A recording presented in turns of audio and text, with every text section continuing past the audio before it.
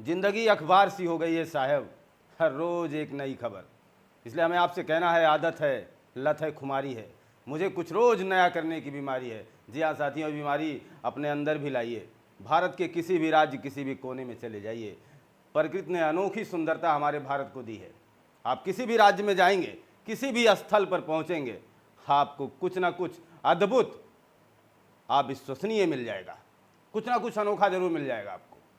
किसी भी राज्य में जाइए आप, लगभग आपको पता भी है, आप हर जगह एक पर्यटक के रूप में अपनी भूमिका अदा करते हैं। तमाम ऐसी सुंदरता को निखार करके चले आते हैं और उनकी यादें अपने दिल में रख करके कभी भुला नहीं पाते हैं। जी हाँ साथियों, ऐसा ही कुछ एक रोमांच हम आपके साथ जोड़ना चाहते हैं। हमारे भारत का एक खूबसूरत राज्य उत्तराखंड, हिमालय पर्वत से बिल्कुल सटा हुआ, एकदम समीप। आप यहीं से अनुमान लगा सकते हैं कि अनुपम सुंदरता का धनी उत्तराखंड राज्य, जो कि कभी हमारे उत्तर प्रदेश का हिस्सा हुआ करता था। जी हाँ साथियों, पहाड़ों की खूबसूरती, कहते हैं ना कि जो जितनी खूबसूरत होती है वो उतना ही खतरनाक भी होती है। तो खूबसूरती नेचर की बहुत ही भयानक है।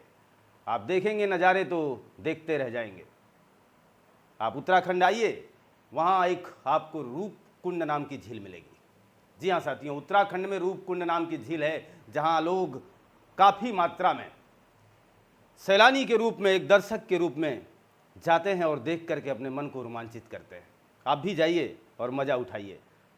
एक ऐसा मार्ग जो आपको ले जाएगा और आपके मन को गुदगुदाएगा, जिसका नाम है प्रेमी मार्ग, प्रेमी सड़क। जी हाँ साथियों, ऐसा नहीं कि वहाँ प्रेमी प्रेमिका ही जाएंगे, ऐसा नहीं है।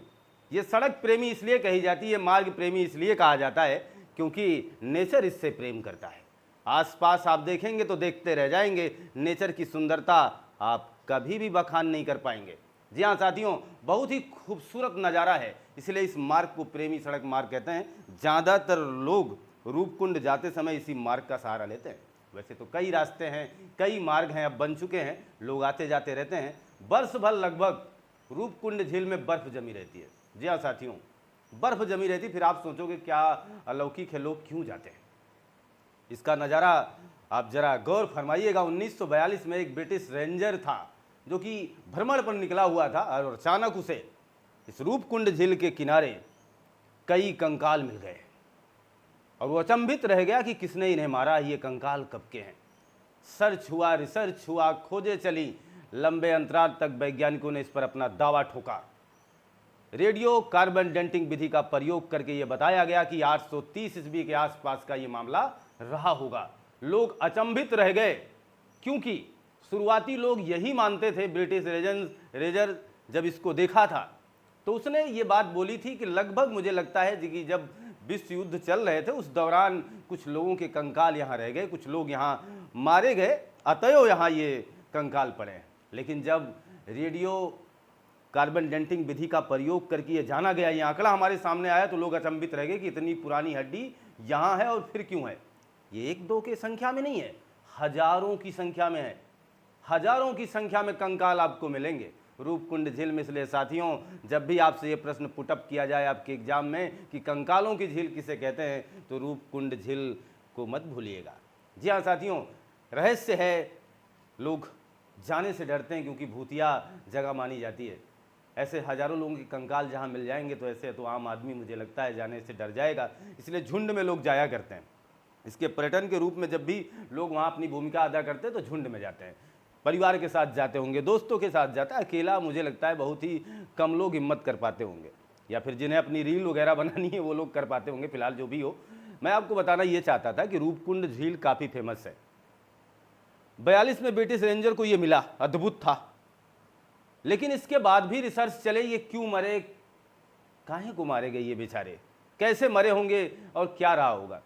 हिमालय पर्वत की वादियों में एक लोकगीत प्रचलित है, जहाँ के लोग लोकगीत गाते हैं और उस लोकगीत में एक देवी माता का नाम लेते हैं और वो कहते हैं कि देवी माता बाहर से आए हुए लोगों पर नाराज हुआ करती थी क्योंकि वो पर्वत की सुंदरता में खलल डालते थे। तो यह भी माना जाने लगा कि कुछ लोग ये पर्यटन के रूप में यहाँ आए रहे होंगे, देवी माँ के प्रकोप को सहन नहीं कर पाए, अतएव मारे गए। बाद में रिसर्च ने यह दावा ठोका, ये प्रमाण रखा कि नहीं, इनकी लंबाइयाँ अलग हैं, ये अलग अलग जगहों से आए, क्योंकि हर लोग एक जैसे नहीं हैं, यानी सबकी कदकाठी में अंतर है। कुछ लोग दूसरी जगह के हैं, कुछ लोग दूसरी जगह के, तो ऐसी जगह वही हो सकती है जहाँ लोग पर्यटक के रूप में जाते हैं, पर्यटन करने जाते हैं। क्लियर है ना साथियों?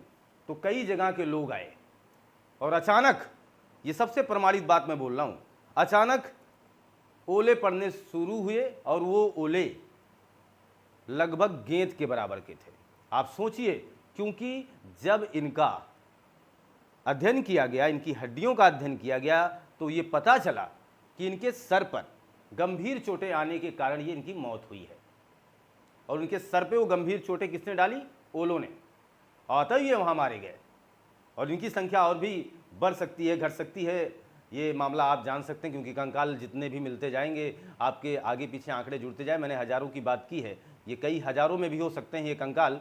आप कभी जाइए तो रूपकुंड झील का रोमांच जरूर उठाइए। कमेंट बॉक्स में लिखना मत भूलिएगा कैसा लगा कंटेंट। मिलते हैं आपसे नए कंटेंट में साथियों। आपका दिन शुभ हो, आपको बहुत बहुत धन्यवाद।